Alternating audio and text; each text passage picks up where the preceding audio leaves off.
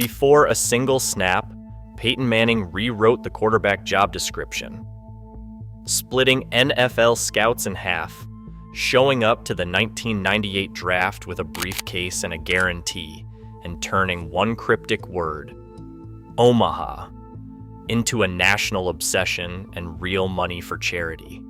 His methods made the Colts gamble everything, then forced an entire sport to catch up. But how exactly did he build the modern quarterback? And what was really happening behind those legendary pre-snap calls? 44 times in a single January playoff game, Peyton Manning's voice rang out across the stadium. Omaha, Omaha, set hut. Each call sent a ripple through defenders and fans alike, but for the men on the line, it was more than noise. Omaha could mean the snap was coming, or it could be a smokescreen, a decoy to draw out a blitz or force a defense to reveal its hand. In 2014, Omaha businesses pledged $800 for every mention, raising nearly $25,000 for Manning's Peyback Foundation in just one game. By then, Omaha was more than a word. It was a signal that the quarterback was in command, orchestrating the offense with a language all his own. That command didn't begin on the field. In April 1998, the Indianapolis Colts faced a decision that would shape their franchise for a generation. The front office was split. Half the scouts wanted Ryan Leaf, the big-armed prospect from Washington State. Half argued for Peyton Manning, the polished technician from Tennessee. Leaf had the physical gifts, but on the day of his interview, he didn't show up. No call, no explanation. Manning, on the other hand, arrived at the combine with a briefcase, a notepad, and a plan. For 20 minutes, he turned the tables, grilling the Colts brass about their playbook, their roster, their vision for the future. He wanted to know what kind of team he'd be leading, and he made it clear he was ready to take control. A week before the draft, Manning called general manager Bill Polian with a promise. If you pick me, we'll win a championship. If you don't, I'll come back and kick your ass. On April 18th, 1998, the Colts made their choice. They wanted the quarterback who treated every meeting like a game plan, every question like a chess move. Manning's reputation as a strategist, someone who could outthink and outwork anyone in the room, was already taking root. Before he ever threw a pass in the NFL, he was already changing what it meant to be a quarterback. The language, the preparation, the mindset, these would become his trademarks long before Omaha echoed through stadiums. Peyton Manning's arrival in Indianapolis set off a quiet transformation inside the Colts headquarters. Where most quarterbacks asked for a handful of opponent game tapes, Manning demanded 10. He broke down 5 himself before even meeting with his coaches, filling yellow legal pads with notes on coverage disguises and blitz tendencies. The video staff scrambled to keep up, expanding their operation just to feed his appetite for information. Former coach Jim Caldwell remembers Manning wanting to be ready for every look, every wrinkle a defense might show. This wasn't just preparation. It was engineering. Every detail mattered, from the angle of a safety's first step to the way a linebacker shifted his weight before a blitz. By his second season, Manning was already changing plays at the line of scrimmage with a fluency that stunned veterans.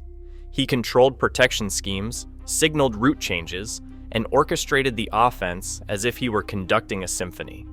Bill Polian, the man who drafted him, said that Manning was responsible for how quarterbacks now control the game at the line. The ripple effect reached every level. High school, college, and the NFL all began to mimic the approach. Defenses tried to keep pace. Rex Ryan, then a defensive coordinator, spent nights drawing up new schemes, convinced he could finally outsmart the Colts. But Manning always found the answer.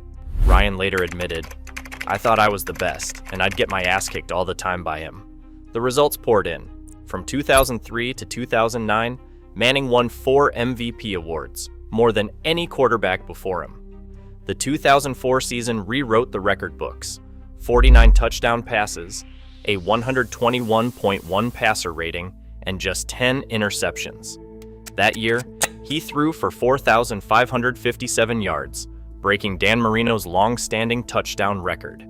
ESPN would later call it one of the greatest passing seasons in history. Manning's preparation didn't just give him an edge, it redefined the ceiling for what a quarterback could achieve. Before age and injury would test his body, the prototype was complete. The film room habits, the pre-snap orchestration, and the relentless pursuit of answers had all translated into dominance on the field. In the spring of 2011, Peyton Manning faced the one opponent he could not outsmart: his own body. After years of durability, his neck began to fail. Surgeons performed a spinal fusion at the C3 to C4 level, a procedure that carried no guarantee he would ever throw a football again. In secret, Manning worked out in Colorado with his old friend Todd Helton, but every pass fell short. His triceps were weak, and the fingertips on his throwing hand had gone numb, a sensation that never fully returned. Doctors told him not to expect a miracle. The Colts, unsure if he could ever play at a high level, released him in March 2012. At 36, Manning signed with the Denver Broncos. The move was a gamble for both sides. Manning's arm strength was diminished, but his mind remained sharp. He adapted, relying even more on anticipation, timing, and his encyclopedic understanding of defenses. That first season in Denver, he threw for 4,659 yards and 37 touchdowns, earning Comeback Player of the Year. Each morning, he woke up hoping the feeling in his hand would return. "Don't count on the feeling coming back," he told Peter King. "I can't feel anything in my fingertips. It's crazy." If 2012 was proof he could still play, 2013 was a statement. Manning shattered the single-season records with 5,477 passing yards and 55 touchdown passes. The Broncos scored 606 points, the most in NFL history. At an age when most quarterbacks fade, Manning produced the greatest statistical season the league had ever seen. He won his 5th MVP award, becoming the only player to reach that mark. The prototype he had built, rooted in preparation, mental acuity, and command at the line, had survived even when his body did not. The modern quarterback, it turned out, was as much about the mind as the arm. December 2015 brought a storm Manning couldn't control. Al Jazeera America reported that human growth hormone shipments had been sent to his wife, Ashley, during the 2011 season. The source, a pharmacy intern named Charlie Sly, was caught on hidden camera claiming the drugs were for Peyton. Sly soon recanted, calling his statements false, but the story ignited a media frenzy. Manning dismissed the claims as garbage and brought in Ari Fleischer, a seasoned crisis manager, to steady the narrative. The NFL launched a 7-month investigation, interviewing the Mannings, combing through medical records, and tracking shipments. On July 25, 2016, the league announced it found no credible evidence that Manning had used or received banned substances. The case closed, his reputation officially cleared. With the controversy behind him, Manning returned to the field for one final run. At 39 years and 320 days old, he became the oldest starting quarterback to win a Super Bowl, guiding Denver past Carolina in Super Bowl 50. His performance, 141 yards, 1 interception, was overshadowed by the Broncos' defense, but the victory made him the first quarterback to win Super Bowls with 2 different franchises. His 200 total wins, including playoffs, set a new NFL record at the time. Manning's career was shaped by rivalries, none more significant than his 17 meetings with Tom Brady. Brady won 11, but in the playoffs, Manning prevailed in 3 out of 5, including unforgettable AFC Championship duels. When Manning entered the Hall of Fame in 2021, Brady was there, smiling as Manning joked about his longevity. Manning retired with 71,940 passing yards and 539 touchdowns, both third all-time, 14 Pro Bowls, 7 first-team All-Pro selections. But his legacy was bigger than numbers. His pre-snap command and relentless preparation became the standard. Bill Polian credited him with redefining quarterback play. Rodgers, Mahomes, Allen all followed the prototype he left behind.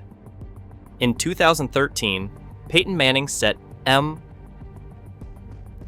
NFL records with 5,477 passing yards and 55 touchdowns, capping a career marked by unmatched preparation and control at the line of scrimmage.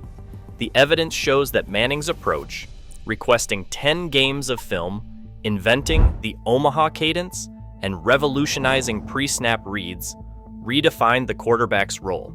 Despite his public exoneration after a 7-month NFL investigation into HGH allegations, some details of that period remain private and unaddressed in official records. Yet, the documented influence is clear. Today, quarterbacks from high school to the NFL emulate Manning's on-field autonomy and mental rigor. Hall of Fame induction, league-wide adoption of his methods, and statements from peers like Bill Polian and Tom Brady confirm Manning's foundational impact. The modern quarterback, as seen every Sunday, still bears the imprint of the man who built the blueprint.